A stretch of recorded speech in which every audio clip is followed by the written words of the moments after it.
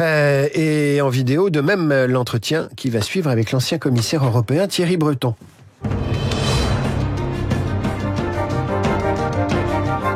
Thierry Breton, bonjour. Bonjour. Vous avez été évidemment commissaire européen chargé notamment du marché intérieur, du numérique. Vous avez aussi été ministre de l'économie sous Jacques Chirac, si j'ai bonne mémoire. Vous venez d'entendre l'éditorial de Guillaume Tabar. On va parler des questions internationales, mais pour que la France et l'Europe pèsent à l'international, il faut qu'elles soient solides sur leurs deux jambes. Nous ne sommes pas solides sur notre jambe intérieure, si j'ose dire. Les fondamentaux d'un pays fort qui pourrait affirmer une voix européenne et prendre le leadership en Europe, ces fondamentaux n'existent pas. En tout cas, lorsque l'on fait partie, je dirais, de l'Union européenne, et donc de ce projet politique que la France a porté, du reste, a porté sur les fonds baptismaux, avec 5 autres partenaires européens au début de la construction européenne, lorsqu'on est à l'origine des traités qui doivent effectivement unir, qualifier, définir notre vivre ensemble, on doit les respecter. Et parmi ceux-ci, il y a le fait que nous avons décidé d'avoir une monnaie commune. Cette monnaie commune, elle est sans doute ce qui est de plus précieux pour nous, ça nous protège, on le voit tous les jours. Plus personne du reste ne souhaite sortir de la monnaie commune. Je n'entends pas un seul parti politique, c'était pas le cas il y a encore quelques années, vous vous en souvenez. Depuis maintenant, hélas, 1974, c'était bien avant, la France n'a pas présenté un seul budget à l'équilibre. Vous trouvez ça normal, David Abiker ? Depuis 2013, la France avait signé, dans le cadre d'un traité, du pacte de stabilité, l'obligation d'avoir des budgets qui soient soit à l'équilibre, soit avec 0,5% de déficit. L'Allemagne, depuis 2013, tient tous les ans cet engagement. La France, depuis 2013, n'a pas tenu une seule fois cet engagement. Vous écrivez là-dessus en ce moment, vous êtes replongé dans l'histoire de l'endettement français. Vous trouvez ça normal, David Abiker ? Donc pour répondre à votre question, avant même d'écrire, j'ai été un acteur moi-même, comme vous le savez. Depuis 2007, en 2007, lorsque je quitte Bercy, puisque vous m'invitez à le dire ce matin à nos auditeurs, visiblement, l'endettement de la France est à 63%, celui de l'Allemagne, 67%. On avait 4 points de mieux. Qu'est-ce qui s'est passé depuis ? On a eu les mêmes crises de côté du Rhin. On a eu la même évolution du monde. L'Allemagne aujourd'hui est à 62%, en route pour les 60% d'endettement. Nous sommes, nous, à 113%, en route pour les 120% d'endettement. Comment se fait-il que nous avons, alors que nous avions, il y a 15 ans, une dette, un endettement meilleur que celui de l'Allemagne, on a maintenant un endettement qui est le double, je le dis bien pour nos auditeurs, le double, près de 120%, on est à 113, et malheureusement on en avance. Mais cette dette qui est de 3 300 milliards d'euros, alors nos auditeurs vont se demander, mais qu'est-ce qu'on a fait de cet argent ? Est-ce qu'on a plus d'infrastructures ? Est-ce que les trains marchent mieux ? Est-ce qu'on a plus d'écoles ? On a préservé la paix sociale pendant le Covid. Eh bien, nous avons fait fonctionner notre système social, notre État-providence, en le faisant payer par nos enfants. Mais pas petitement.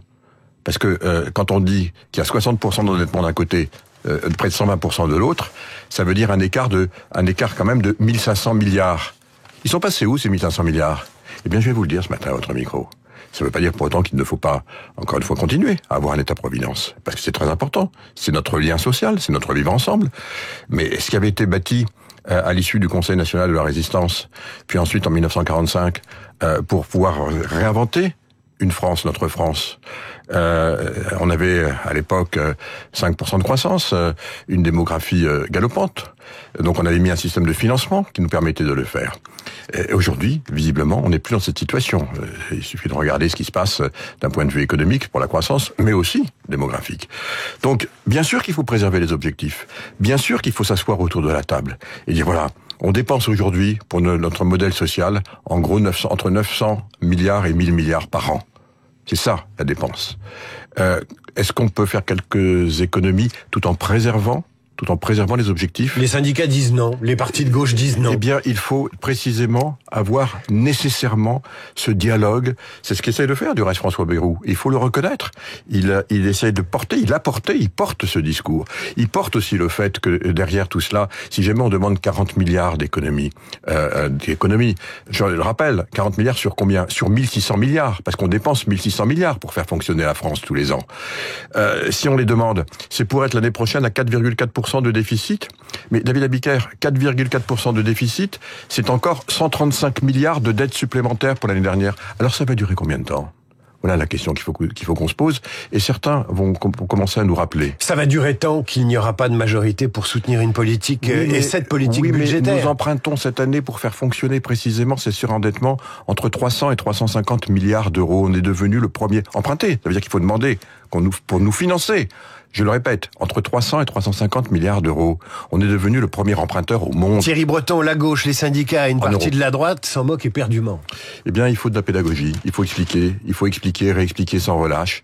Parce que tous ceux qui je ne mets absolument pas en cause, ni les partis politiques, ni les syndicats. Chacun défend quelque part les intérêts de ses mandants, et c'est bien normal, c'est la démocratie. Mais voyez-vous, puisque vous rappelez que j'ai été ministre, lorsque j'ai lancé le désendettement de la France, et nous l'avons fait, c'était les dernières années de Jacques Chirac, nous l'avons fait, eh bien j'avais demandé à Michel Peybraud, qui avait fait un travail remarquable, de créer une commission transpartisane. Michel Peybraud, ancien président de la BNP. Et qui a piloté cette commission transpartisane sur la dette, et qui, avec cette commission, il y avait des hommes de gauche, il y avait des hommes de droite, il y avait des communistes, il y avait des socialistes, il y avait des hommes du centre, il y avait des syndicalistes, il y avait des journalistes, il y avait tous ceux qui contribuent à la vie publique. Eh bien, voilà, on a fait de la pédagogie. Oui, il faut de la pédagogie. Mais aujourd'hui, il n'est pas minuit moins le quart, David Abiker. Il est minuit et quart. Les Français ne veulent pas l'entendre, en tout cas à travers ceux qui les représentent, c'est le moins qu'on puisse dire. Je rappelle aussi que vous avez été commissaire européen et vous avez sans doute été interpellé ce matin par la lecture du Figaro. Thierry Breton, page 19, Ursula von der Leyen, présidente de la Commission, s'attribue un satisfecit sur sa négociation de l'accord commercial avec les États-Unis. Elle dit, avec les États-Unis, l'Union européenne a conclu un accord solide, bien qu'imparfait. Est-ce votre avis, Thierry Breton? Vous savez, nous sommes la première puissance économique à faire du commerce avec les États-Unis. On a un échange, on exporte, si je prends les chiffres 2024, 635 milliards d'euros, donc tous les ans avec les États-Unis. Pour vous donner un ordre de grandeur, le Canada, c'est aussi une très grande puissance économique. Ils sont à 596 milliards. Le Mexique également, ils sont à 500 milliards. Je regarde ce qui s'est passé avec le Mexique et le Canada, parce que ce sont de très très grandes puissances économiques, je dirais en termes d'échanges commerciaux.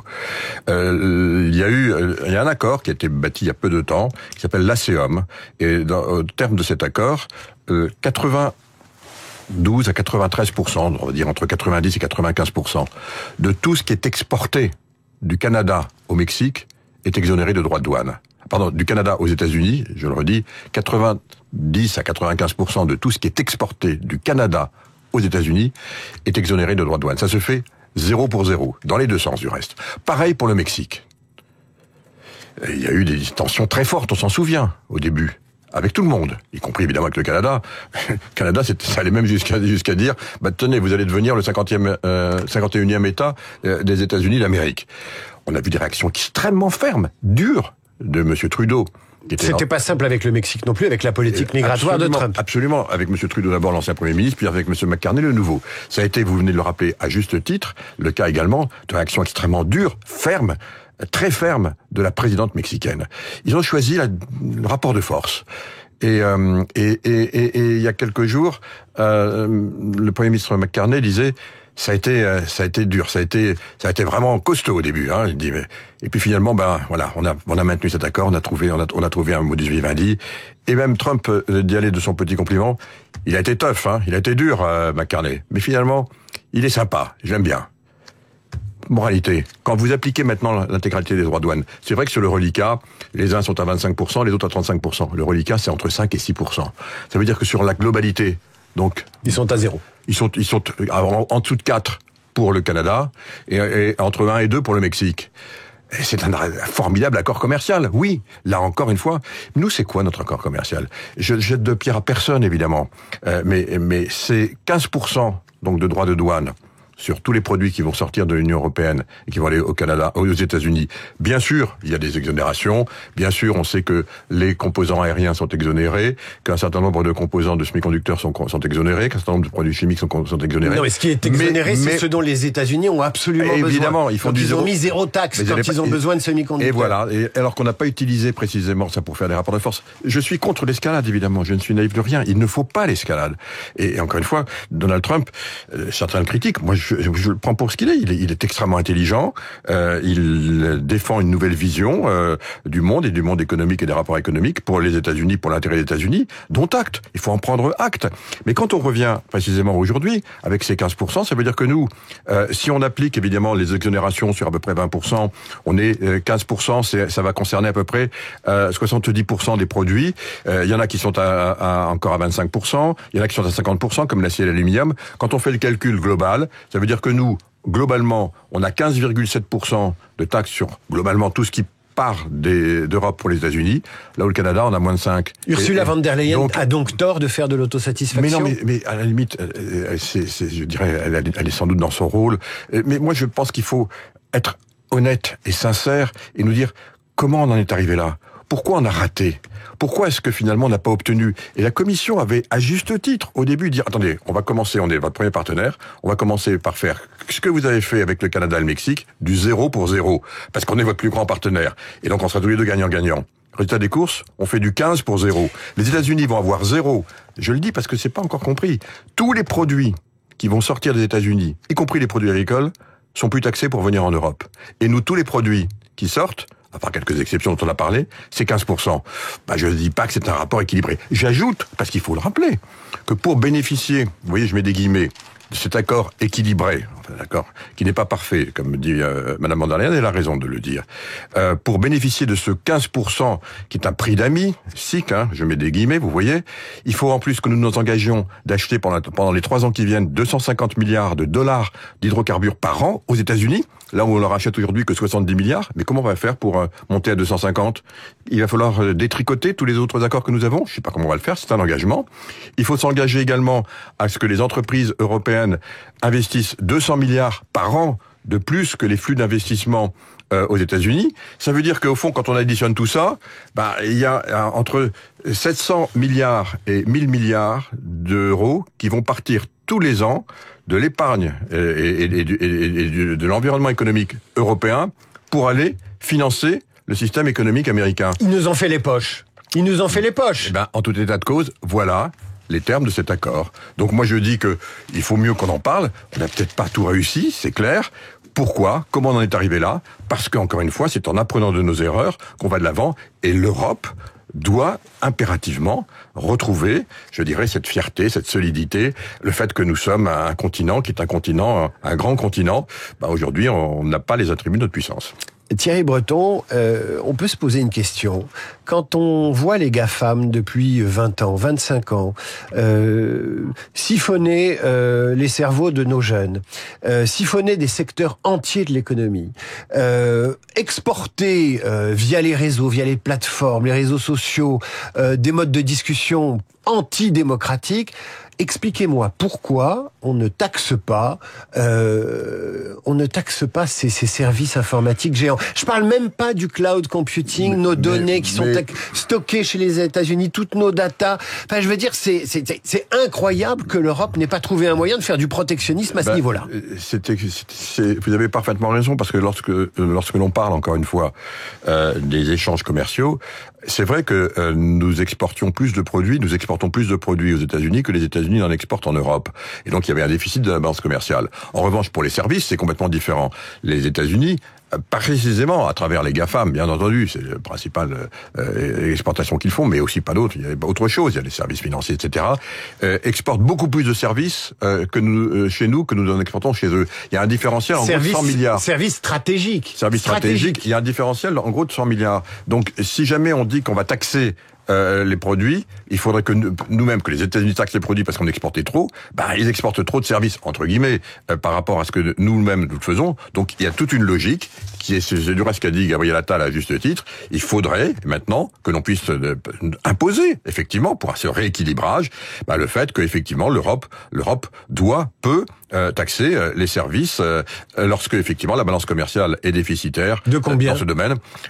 Elle est déficitaire de 100 milliards maintenant et il faut refaire les calculs et voir ce que l'on peut proposer. On sait bien que ça ne marchera pas parce que, encore une fois, Donald Trump est dans une logique de rapport de force et que nous ne nous sommes pas mis dans cette logique. Thierry Breton, regardez-moi dans les yeux.